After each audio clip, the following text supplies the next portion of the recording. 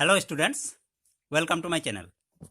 आज सॉल्व करते हैं क्लास 10 का एक्सरसाइज 1.3 क्वेश्चन नंबर 1। क्वेश्चन है prove that root 5 is irrational. Root 5 को इरेशनल प्रूफ करना है। वैसे तो हम जानते हैं कि रूट 5 इरेशनल है, पर यहाँ पे हमें ये प्रूफ करके दिखाना होगा। तो प्रूफ कुछ इस तरीके से हमें करना होगा कि सबसे पहले तो हम ये कंसीडर करते हैं कि रूट 5 एक रैशनल नंबर है। Let root 5 be rational. Root 5 be rational in the simplest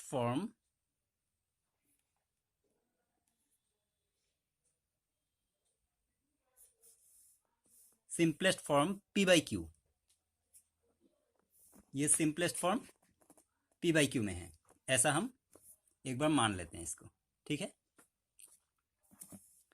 अब सिंपलेस्ट फॉर्म का ये मतलब है कि इसको कैंसिल करने के बाद और नहीं कैंसिल कर सकते, उसी को सिंपलेस्ट फॉर्म कहते हैं। अच्छा, hence p and q are integers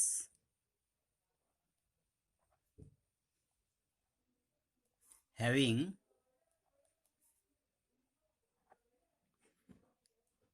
no common factor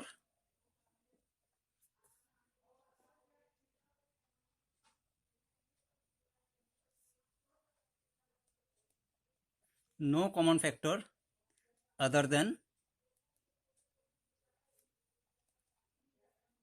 1। यानी कि जब किसी नंबर को हम काट लेते हैं उसके बाद उसको 1 के अलावा किसी चीज़ से कैंसिल नहीं किया जा सकता, इसलिए इसका पी एंड क्यू अगर सिंपलेस्ट फॉर्म में है तो इसका 1 के अलावा और कोई कॉमन फैक्टर नहीं हो सकता। अच्छा, अब क्योंकि रूट 5 को ही हमने पी बाई क्यू माना था, तो फिर root 5 equal P by Q ऐसा हम लिख सकते हैं। Squaring both sides,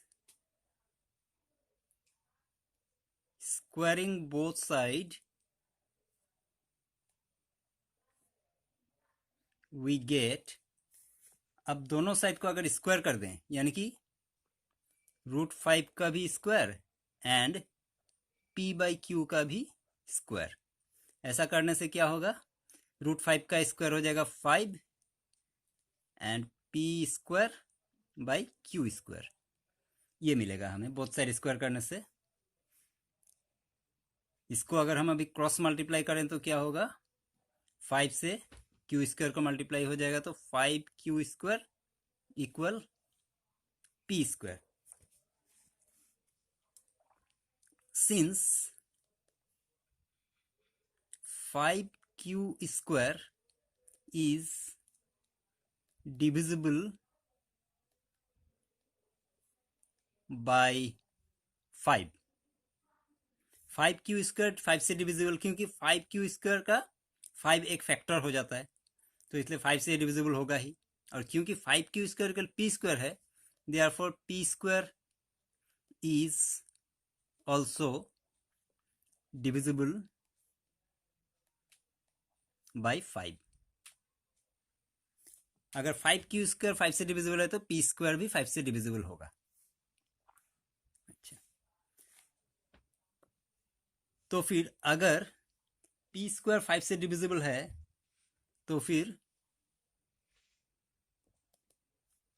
p is divisible by 5। अगर p स्क्वायर 5 से डिविजिबल है तो p भी 5 से डिविजिबल होगा। अच्छा, फिर let p equal 5c for सम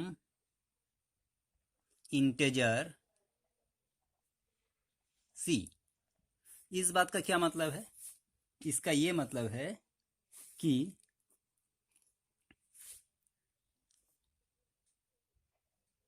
इसका ये मतलब है कि ये जो P अगर 5 से डिवाइड होता है तो कोई नंबर जरूर होगा जिससे P को 5 से हम डिवाइड कर सकते हैं, यानी कि उस नंबर को हम C मान लेते हैं, यानी कि 5 इंटू सी इक्वल P। तो ये हो सकता है P equal 5C for some integer C। अच्छा, अब यहाँ पे 5Q square equal P square, इसको हम एक बार नंबर 1 कंसीडर कर लेते हैं, ये बाद में हमारा काम आने वाला है। P इज डिविजिबल बाई 5, इसको हम नंबर 2 लिखते हैं। अच्छा, अब सब्स्टिट्यूटिंग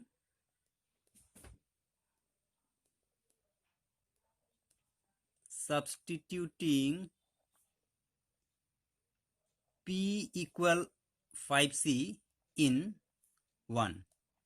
अब जैसा कि हमारा नंबर 1 में था 5Q स्क्वायर इक्वल P, अब यहाँ पे हमने पाया P का वैल्यू 5C, तो P का वैल्यू 5C हम यहाँ पे इस पे सब्स्टिट्यूट करेंगे।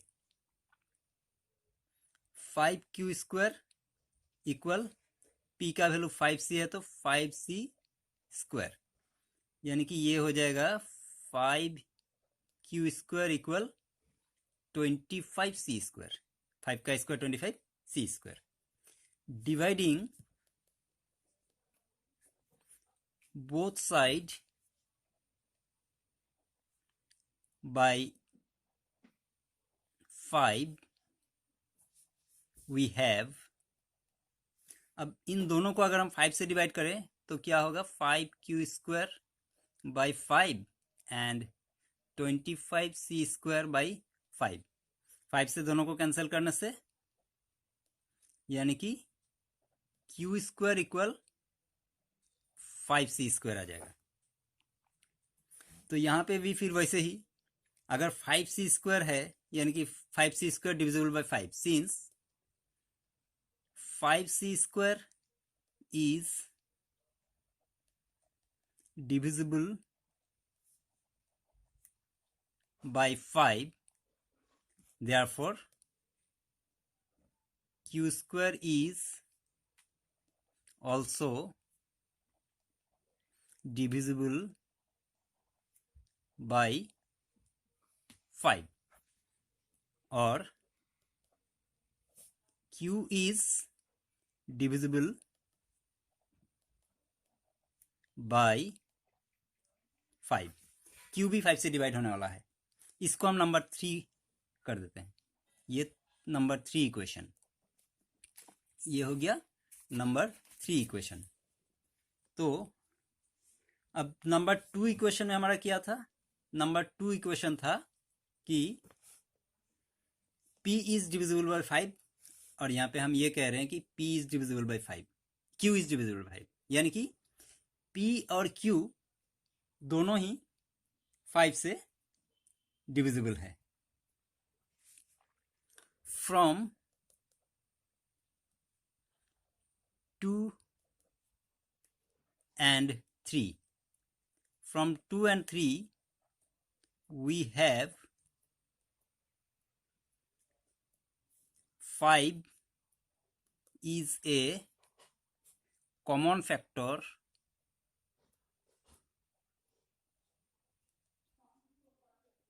of P and Q।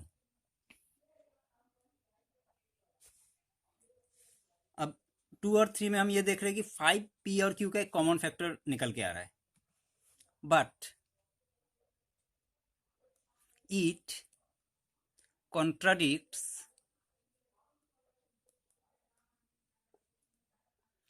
our assumption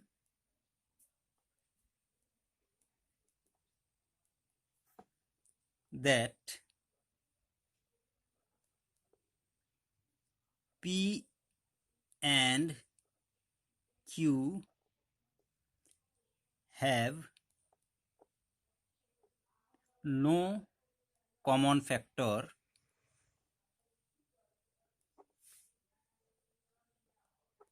other than 1। अब जब शुरू में हमने इसको कंसीडर किया था कि P and Q in the simplest form, ये सिंपलेस्ट फॉर्म में होने के कारण इसका कोई और कॉमन फैक्टर अदर देन 1 नहीं हो सकता, पर अब यहाँ पे हमने देखा कि उसका एक और कॉमन फैक्टर 5 भी निकल के आ रहा है, यानी कि हमारा जो एजम्पशन था वो गलत साबित हो रहा है। It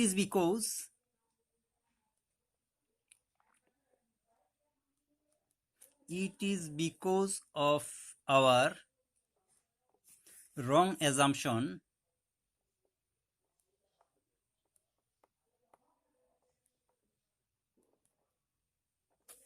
that √5 is rational। और ऐसा क्यों हुआ? क्योंकि हमारा जो पहला एजम्पशन था कि √5 रैशनल है वही गलत था। इसके कारण ये भी गलत सामने आया कि p/q का कोई कॉमन फैक्टर नहीं है। देयरफॉर इसलिए हम ये कह सकते हैं कि देयरफॉर √5 इज इरेशनल।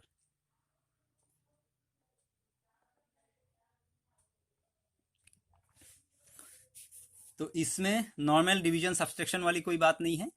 इसको इस तरह से हमें सॉल्व करके बताना होगा, इसका थोड़ा प्रैक्टिस करना होगा आपको, तब आपको समझ में आएगा ये कैसे हम सॉल्व कर सकते हैं कि √5 इरेशनल है। Thank you very much.